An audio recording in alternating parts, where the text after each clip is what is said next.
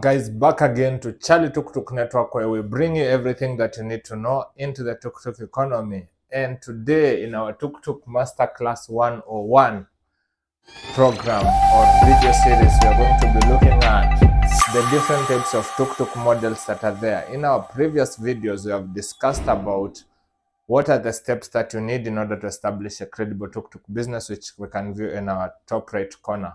We have also discussed about the different major players that are in the economy in our previous videos, which you can check out on the top left corner.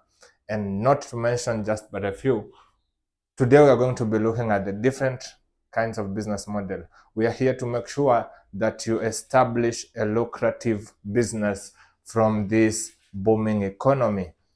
And therefore today, by the end of this video, you will have known what are the 8 different types of businesses that you can establish in this economy. Therefore, stay tuned.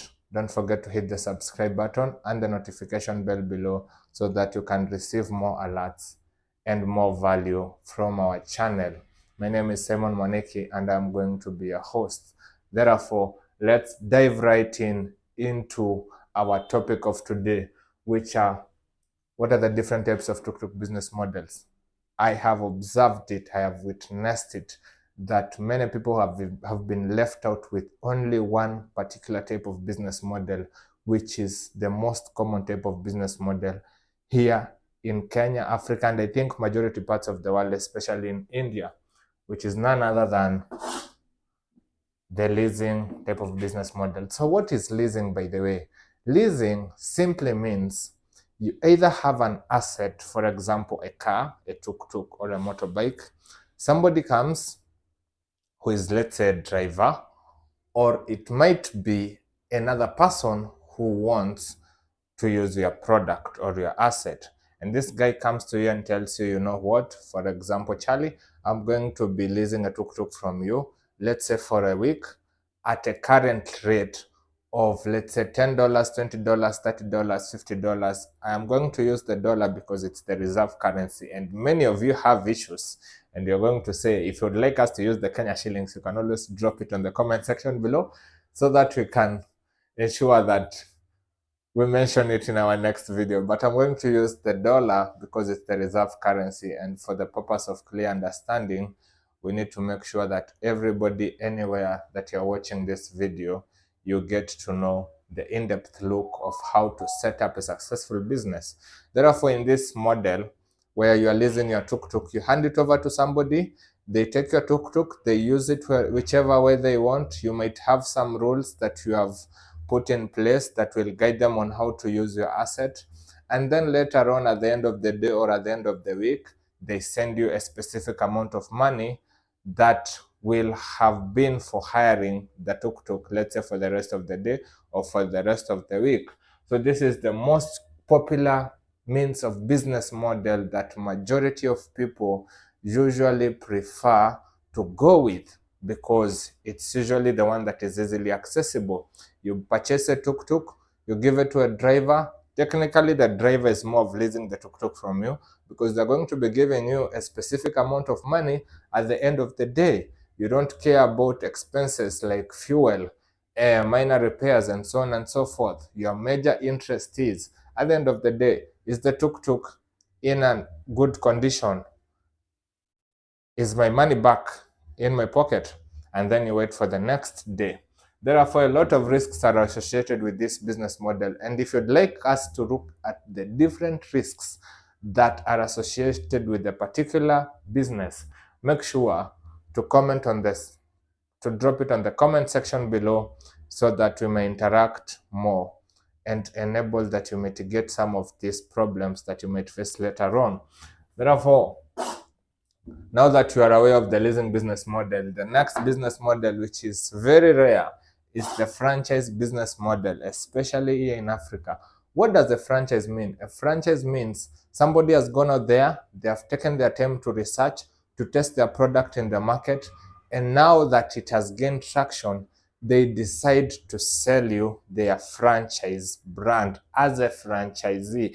And a good example that I'm going to be using, I think we have none other than Charlie. whereby you come, whether you're a seasoned investor or whether you are just a tuk-tuk owner, you can simply come and put your tuk-tuk into the franchise and you get paid a particular loyalty fee at the end of the year or at the end of every month. Or you can adopt the same system and carry it on and run it as your own business, but you are simply using the franchisor's name, and everything, the rules and the guidelines that you need to follow are simply dictated by the franchisor. It's a very good business model because since it is a proven working business model, it is replicable anywhere all over the world. Therefore, if you are looking to think between leasing and franchising, you also need to look at the advantages. Is this business expandable? What are the limitations? What are the limitations even in terms of demographics, market-wise, and so on and so forth? Therefore, there are different advantages depending on different business models, which you can always go into an in-depth look about a particular business, its advantages, disadvantages. If you'd like us to dissect more of everything that is related to this economy, feel free to comment on the section below by using the word franchise. Therefore, now that I've explained to you what a franchise is, what a leasing is, I think you're coming to get the difference between the two. One, you hire the tuk-tuk, you pay the guy at the end of the day. One, you adapt the whole business model, you get to run it the way you want, but you'll be paying a franchisor a loyalty fee, or you as the franchisee, you'll be in control of the whole business. And then our third business model is the delivery type of business model. This is very common, especially in many parts of the world, whereby tuk-tuks are used either to relocate people, to carry goods and services. And most of the places that I've observed this kind of business model taking place, especially in areas of Kenya around Utawala and some parts of Ruiru, I've seen people practicing this kind of business model. And one of the notable companies that fell apart, which I would like to mention, which was using this type of business model, is none other than Sandy. Sandy is simply used to deliver goods to people all over the country by the use of tuk-tuks. Therefore, they adapted the delivery business type of model that will enable them to still facilitate the transportation of their goods and services. Last but not least, we have the most other popular means of transport here in Kenya, which is the tuk-tuk, which simply uses a circle business model. What does a circle mean? A circle simply means a group of people, usually owners and investors, come together to establish a union which can govern them in a specific area. Let's say if you're in Nairobi, you'll find that Nairobi as a county has different tuk-tuk circles, and these different tuk-tuk circles are designated in different regions. What they simply do, they enable owners and investors to come together, form a sort of union whereby they're going to be saving their money, and it's also going to be guiding them on where their tuk-tuks are going to be operating. You might find that your circle is only operating in Nairobi and it cannot operate in Kiambu due to local government regulations, and also sometimes due to the vision of the circle. Some circles tend to prefer to stay at their comfort zone where they won't expand the routes. Some circles tend to expand and aim higher. Depending with the kind of circle you get to choose, you can either invest in the circle itself as an investor, because that's the beauty of a circle. You can just invest your money, and then the circle can always lend the money to the owners, whom in turn are going to go out there and purchase the assets, and then you get paid dividends at the end of the year. Or you can simply take your tuk-tuk and put it under a circle. I need to make sure that you understand this.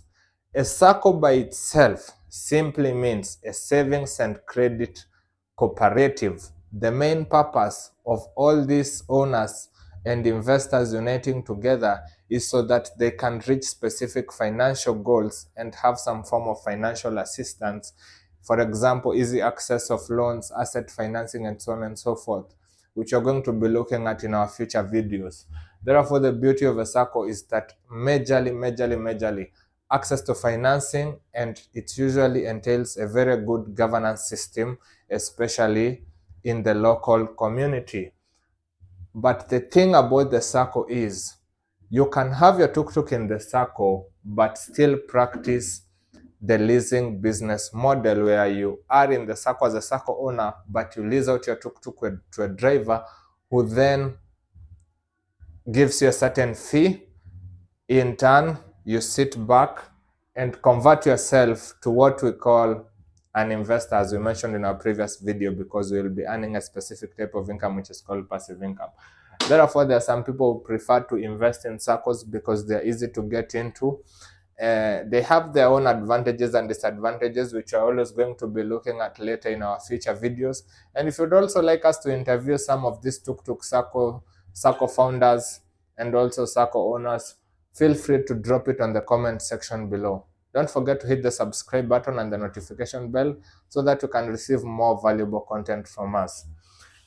Now that we have looked at the SACCO as a form of business model, which is the fourth type of business model, we're going to be looking at the fifth type of business model, which is none rather than the ride-hailing.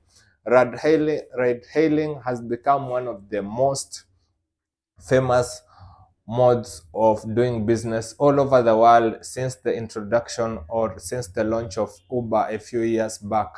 What do I mean by ride-hailing?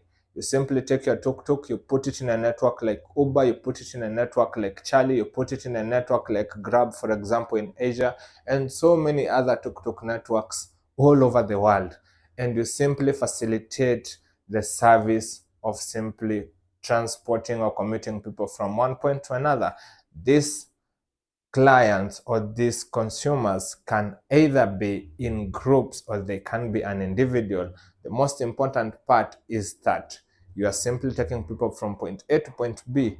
You are utilizing a tuk-tuk more of a taxi, and this is where the challenge comes in.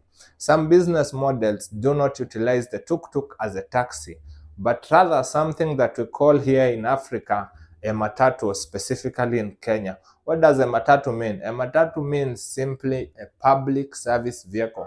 So if a taxi is carrying around 3 people, then a matatu or a public service vehicle is simply going to carry an excess of another 2 people. So you find that the tuk-tuk will be carrying around maybe 5 to 6 people, depending on where you are and how people follow the regulations. That is something very important to note because it is going to affect your business later on, especially in the expense side of the business. And what do I mean by that? The heavier the goods your tuk-tuk is transporting or the cargo, the more wear and tear you get to experience, which results to higher expenses, which in turn results to a low income. And also some other factors that usually limit this kinds of business model, which we mentioned previously, is expansion, expansion, expansion. Every time you're venturing into something, you need to make sure that it has an endless way or means of expanding into different regions. So with the ride-hailing business model, you have no limits on where you can operate. Unlike the SACCO, where you operate on a specific locale, and a franchise where you might also be limited under a specific community, or let's say county or region, depending on the franchisor's rule, the ride-hailing type of business model simply gives you access to roam anywhere you want. Somebody might simply request you to get a ride from, let's say, here to Nakuru to Naivasha. It doesn't matter where you are, and it is more famous especially in Mombasa. They simply use the ride-hailing type of business model. And as I mentioned, some of the players who have invested in this business model are the likes of Little Cab. I think they have some tuk-tuks. I've heard of Uber Auto, which is still roaming around. And not to mention, we have others like Charlie, the small boys who are still coming into the big boys, and many others. And then our sixth kind of business model, which is the most famous business model in Africa and many parts of the world, is the ownership business model. And what does a tuk-tuk owner means? You have simply gone out there, purchased your tuk-tuk, and you'd like to make money with it. You can either work as a delivery guy, you can either lease it out, you can own it and drive it yourself and go there and make some money. But the most important thing is that you own your tuk-tuk, you operate it yourself, and you dictate where and how and when you're going to be working and making money. That's the beauty of the ownership. Freedom, freedom, freedom, which we mentioned earlier. Every business model has restrictions which might limit your freedom depending on how aggressive you are in this tuk-tuk economy. And last but not least is the tourism business model. And what do I mean by the tourism business model? It's not famous, especially in many parts of Africa and in Kenya, but it's famous in some few places. For example, in the coastal regions, I do believe around somewhere in the UK, especially in Spain, I've seen some tuk-tuks operating as a tourism business model, where the purpose is simply specific to commute tourists from one point or another and to take them to different tourist sites or attractions. These are simply people who are looking to enjoy the adventure that is brought about by the tuk-tuk. Therefore, the tourism business model is mostly famous in many parts of Asia, some parts of the United States, I do believe California, San Francisco, and even some little bit of Florida, and then in some major parts of Europe, because as you will find out, Westerners really enjoy tourism. In the Western countries, tourism is not perceived as here in Africa. And therefore, you find that there are some investors, there are some tuk-tuk owners who have preferred to venture into this type of business model simply because, one, it is lucrative, it has little competition, and it doesn't have so many regulations compared to the rest of the other business model that we mentioned previously. And then we have the last one, which is simply the manufacturing business model. You might opt not to invest your tuk-tuk into leasing it out or into a franchise or into a delivery type of business model. You might opt not to invest in a circle. You might opt not to invest in a ride-hailing or even in an ownership business model or even in a tourism business model, but to simply decide to go out there and manufacture your tuk-tuks or tuk-tuk spare parts. Some notable companies are Piaggio, we have Mahindra, Bajaj, and so many others. And the thing about the manufacturing business model is that you go large scale, and when with manufacturers, they are targeting the investors or the personnel who are going to be investing in the other 6 different types of businesses. We also have other individuals who are local suppliers and distributors. For example, in Kenya, we have the Kanjenero, which has invested heavily into the manufacturing business model. They're also establishing, I think, an assembly plant in Kenya, or they even established it maybe a year ago, 2 years ago. So therefore, you find that with this manufacturing business type of model, it gives somebody the advantage to simply go there and dominate the economy or dominate the country that you are in. And notable players, as I mentioned, we have Bajaj, we have TVS, we have Piaggio, and so on and so forth. These are simply manufacturers. And under the manufacturers, we also have other people who have invested in the manufacturing part. Not to mention, but I think Greaves is one of the major manufacturers of tuk-tuk spare parts, and some few tuk-tuks, which you're going to be reviewing in our next video. If you'd like us to review about the different types of tuk-tuks that are there, stay tuned. Don't forget to hit the subscribe button and the notification bell below. And you can always comment types of tuk-tuks in the comment section, and we'll bring about the subject in our future videos.